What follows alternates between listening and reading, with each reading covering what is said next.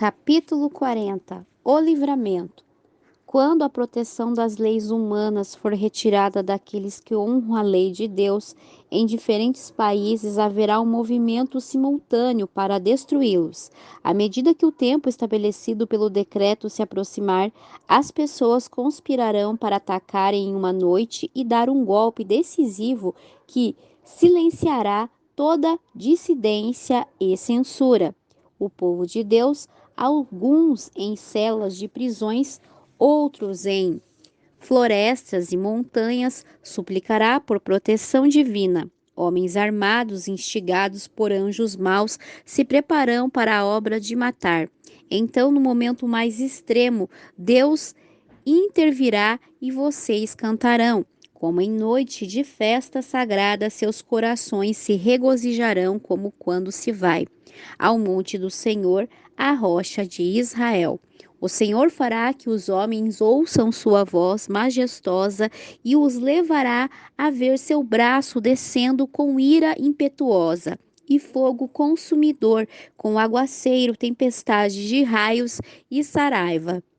Multidões de pessoas más estarão prestes a se lançar sobre suas presas, quando uma densa escuridão mais intensa do que as trevas da noite cairá sobre a terra.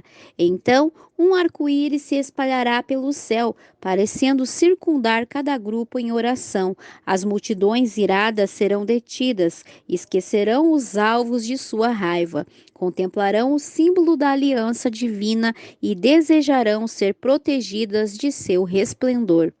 O povo de Deus ouvirá uma voz convidando todos: olhem para cima. Assim como Estevão olharam para cima e verão a glória de Deus e o Filho do Homem em seu trono. Reconhecerão as marcas de sua humilhação e ouvirão seu pedido. Quero que os que me deste estejam comigo onde eu estou.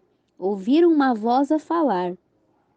Eles vêm, santos inocentes e sem mácula, guardaram meu mandamento de perseverar. A hora do livramento. À meia-noite, Deus revela seu poder para livrar seu povo. O sol aparece brilhando em toda a intensidade. Ocorrem sinais e maravilhas. Os ímpios contemplam a cena com terror, enquanto os justos percebem os indícios de seu livramento. Em meio ao céu tempestuoso, vê-se um espaço claro de glória indescritível. A voz de Deus ecoa como o som de muitas águas, dizendo: está feito. A voz abala os céus e a terra. Acontece um grande terremoto. Nunca havia ocorrido um terremoto tão forte como esse desde que o homem existe sobre a terra. Rochas partidas se dispersam por todos os lados. O mar se agita em fúria. Ouve-se o agudo grito do furacão como a voz de demônios. A superfície da terra começa a se fender. É como se seus fundamentos estivessem cedendo. Cidades portuárias que se tornaram como Sodoma em sua maldade são tragadas pelas águas agitadas. Deus lembrou-se da grande Babilônia e lhe deu o cálice do vinho do furor da sua ira. Grandes pedras de granizo fazem sua obra de destruição. Cidades orgulhosas vão ao chão. Imensos palácios nos quais as pessoas desperdiçaram suas riquezas sucumbiam diante de seus olhos. As paredes das prisões são derrubadas e o povo de Deus é liberto. As sepulturas se abrem e multidões que dormem no pó da terra acordarão. Uns para a vida eterna, outros para a vergonha, para o desprezo eterno. Até mesmo aqueles que ultrapassaram aqueles que zombaram da agonia de Cristo ao morrer, e os oponentes mais impetuosos de sua verdade serão ressuscitados para ver a honra colocada sobre o leal e obediente. Relâmpagos atrozes envolverão a terra como em um lençol de fogo. Acima do trovão, vozes misteriosas e terríveis declararão a ruína dos ímpios, aqueles que foram arrogantes e cheios de orgulho cruéis com um povo que guarda os mandamentos de Deus. Agora tremerão de medo, demônios estremecerão enquanto homens e mulheres clamam por misericórdia. O dia do Senhor.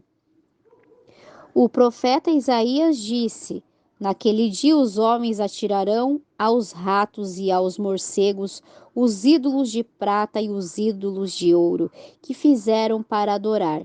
Fugirão para as cavernas das rochas e para as brechas dos penhascos, por causa do terror que vem do Senhor e do esplendor de sua majestade, quando ele se levantar para sacudir a terra. Aqueles que sacrificaram tudo por Cristo estão seguros agora. Perante o mundo e diante da morte demonstrarão sua lealdade por aquele que morreu por eles. O rosto pouco antes tão pálido e abatido, agora brilha com admiração. As vozes se levantam em triunfante cântico. Deus é nosso refúgio e a nossa fortaleza, auxílio sempre presente na adversidade.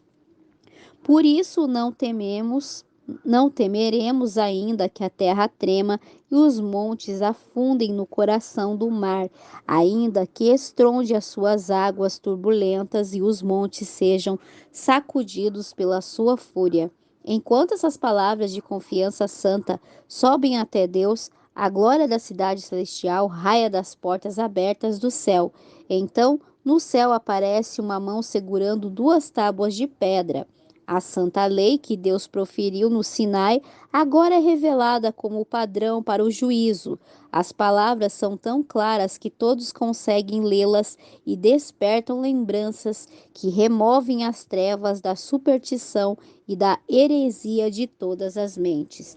É impossível descrever o horror e o desespero daqueles que rejeitaram a lei de Deus. Para ganhar a aprovação do mundo, deixaram de lado as exigências da lei e ensinaram outros a lhe desobedecer. A lei que tanto desprezaram agora os condena. Vem que não tem nenhuma desculpa. Os inimigos da lei de Deus adquirem nova compreensão sobre a verdade e o dever. Tarde demais. Reconhece que o sábado é o selo do Deus vivo. Tarde demais. Vem o solo arrenoso sobre o qual edificaram.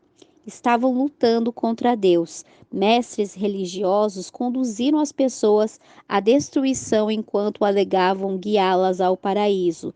Como é grande a responsabilidade daqueles no sagrado ofício e como são terríveis as consequências de sua infidelidade. O Rei dos Reis.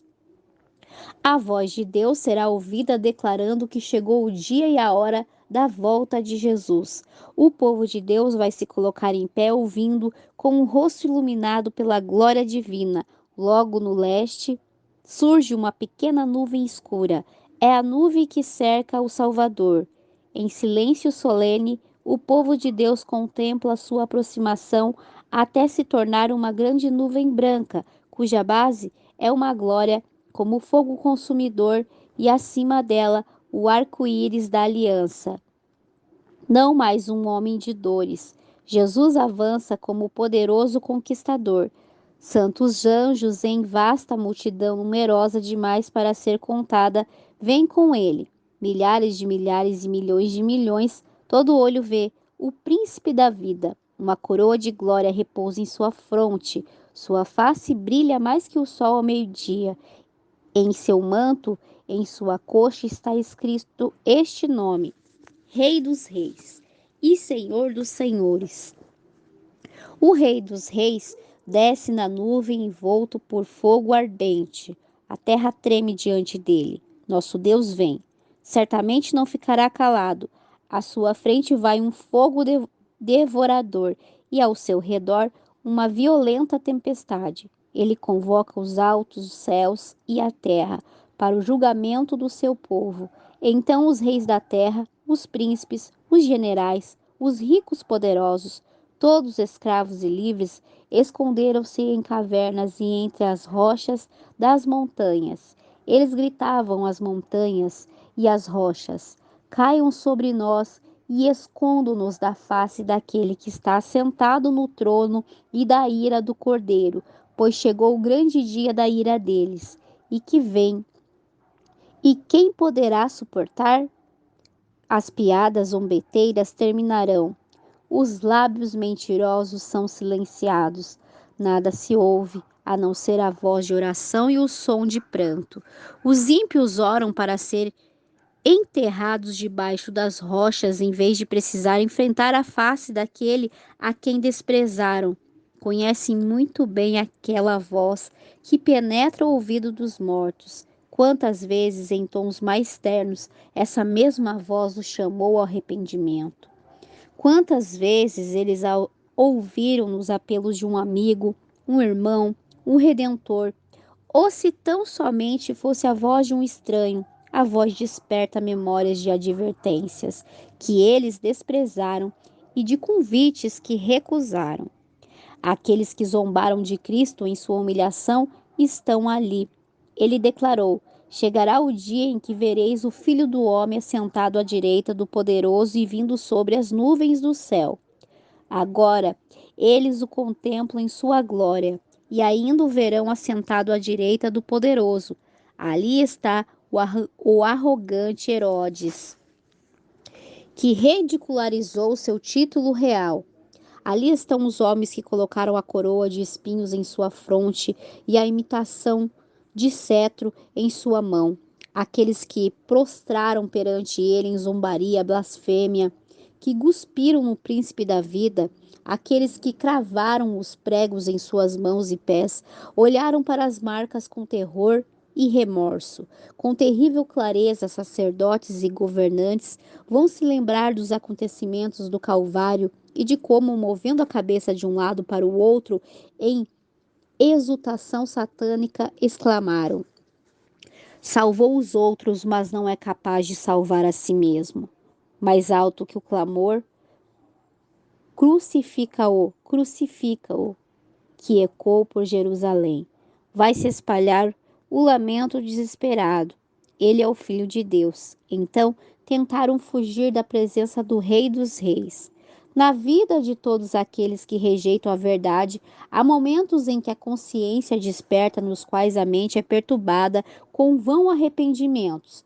Mas isso não é nada em comparação com o remorso desse dia. Em meio ao terror que sente, ouvirão a voz dos remidos exclamando: este é o nosso Deus, nós confiamos nele e ele nos salvou. A ressurreição. A voz do Filho de Deus chamará os santos que dormem de seus túmulos por toda a terra. Os mortos ouvirão sua voz, e aqueles que escutam viverão. Um grande exército de toda nação, tribo, língua e povo, das cadeias da morte, eles vão se levantar, revestidos de glória imortal, exclamando: onde está, ó morte, a sua vitória? Onde está, ó morte, o seu aguilhão? Todos sairão da sepultura da mesma altura com a qual entraram no túmulo, mas todos despertarão com o frescor e o vigor da juventude eterna.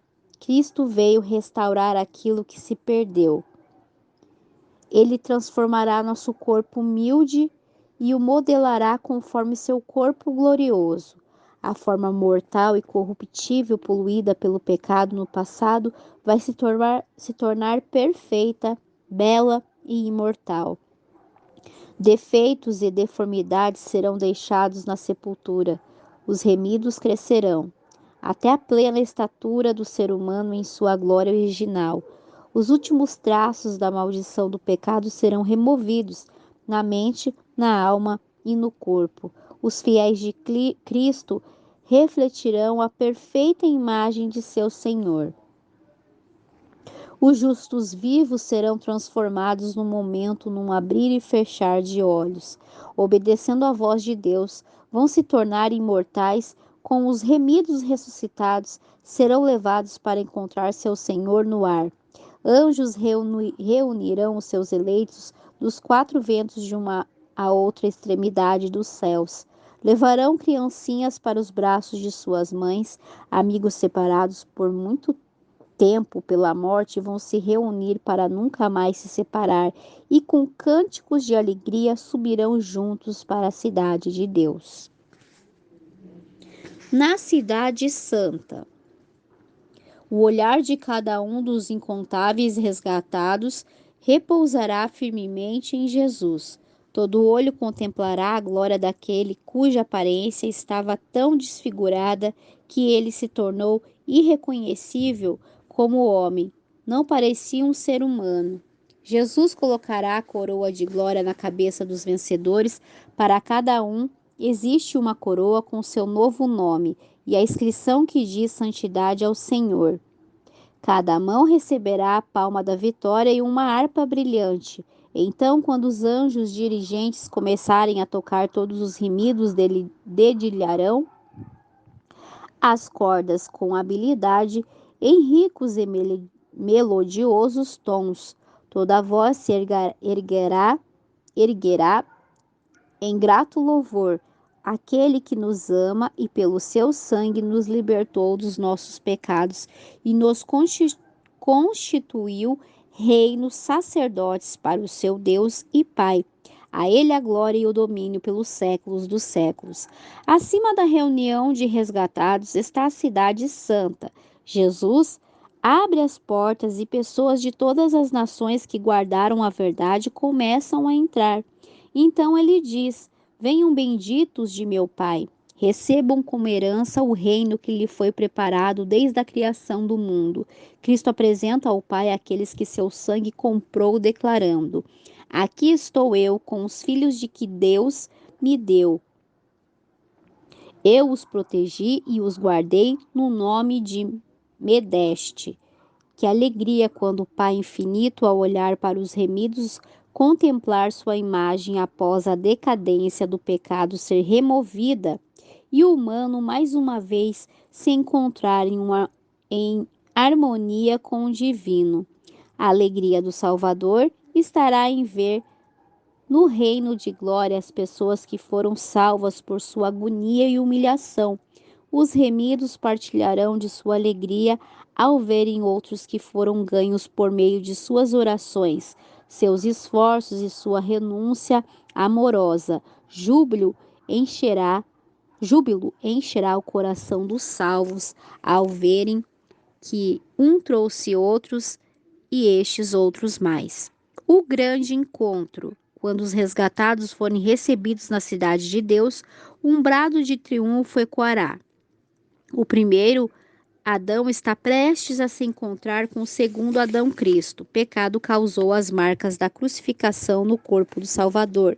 Ao ver as marcas dos pregos, Adão vai se prostrar em humilhação aos pés de Cristo. O Salvador vai levantar Adão e convidá-lo a contemplar mais uma vez o lar edênico do qual ele foi exilado há tanto tempo. A vida de Adão foi cheia de tristeza. Cada folha caída, cada sacrifício animal, cada mancha na pureza da humanidade era um lembrete de seu pecado. A agonia de seu remorso era terrível, pois era culpado de ser a causa do pecado. Fielmente se arrependeu de seus erros e morreu na esperança da ressurreição. Agora, por meio da expiação, Adão é recolocado em seu lar edênico. Cheio de alegria, ele vê as árvores que foram seu deleite no passado, cujos frutos ele mesmo havia colhido nos dias de sua inocência. Vê as vinhas que suas próprias mãos organizaram, as mesmas flores que ele tanto amava cuidar. Verdadeiramente é o Éden restaurado. O Salvador o conduz à árvore da vida e o convida a comer. Ele vê que muitos de sua família foram remidos. Então, lança sua coroa aos pés de Jesus e abraça o Redentor. Toca a harpa e o céu ecoa com o cântico de triunfo digno. É o cordeiro que foi morto. A família de Adão lança as coroas aos pés do Salvador e se prostra em adoração. Anjos choram quando Adão pecou e se alegraram quando Jesus abriu a sepultura para todos aqueles que creram em seu nome. Então, eles veem a obra da redenção concluída e unem as vozes em louvor. No mar de vidro, misturado com fogo, estão reunidos aqueles que tinham vencido a besta, a sua imagem e o número do seu nome. Os 144.000 foram remidos dentre a humanidade e cantam um cântico novo. o cântico de Moisés e do Cordeiro. Ninguém além dos 144.000 sabe esse cântico, pois ele conta uma experiência que nenhum outro grupo vivenciou. São eles os seguidores do Cordeiro por onde quer que vá. Esses, tendo sido levados para o céu dentre os vivos, são as primícias para Deus e para o Cordeiro. Passaram pelo tempo de angústia como nunca houve desde que existe nação. Suportaram as aflições do tempo de angústia de Jacó. Permaneceram sem intercessor durante o derramamento final dos juízos de Deus. Eles lavaram as suas vestes e as alvejaram no sangue do Cordeiro, e não se achou mentira na sua boca perante Deus.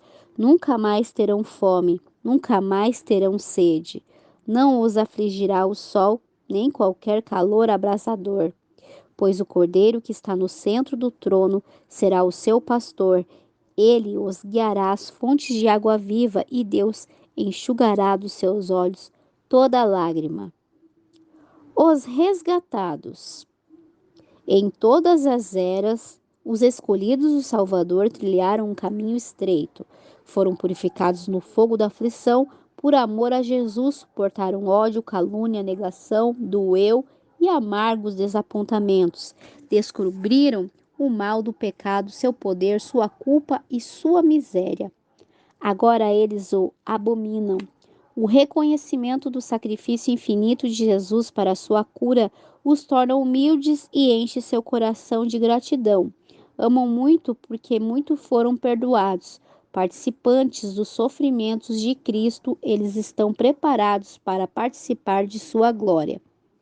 Os herdeiros de Deus vêm de sótãos, choupanas, calabouços, cadafalsos, montanhas, desertos e cavernas. Foram necessitados, afligidos e maltratados.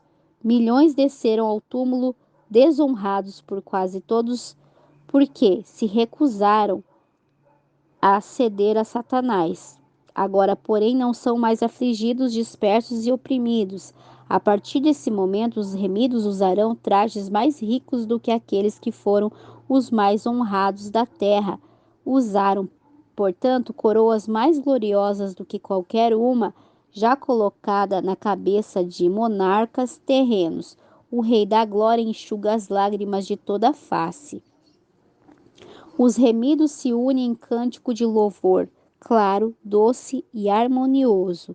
O hino se espalha pelo céu. A salvação pertence ao nosso Deus, que se assenta no trono, e ao Cordeiro. E todos respondem: Amém. Louvor e glória, sabedoria, ação de graças.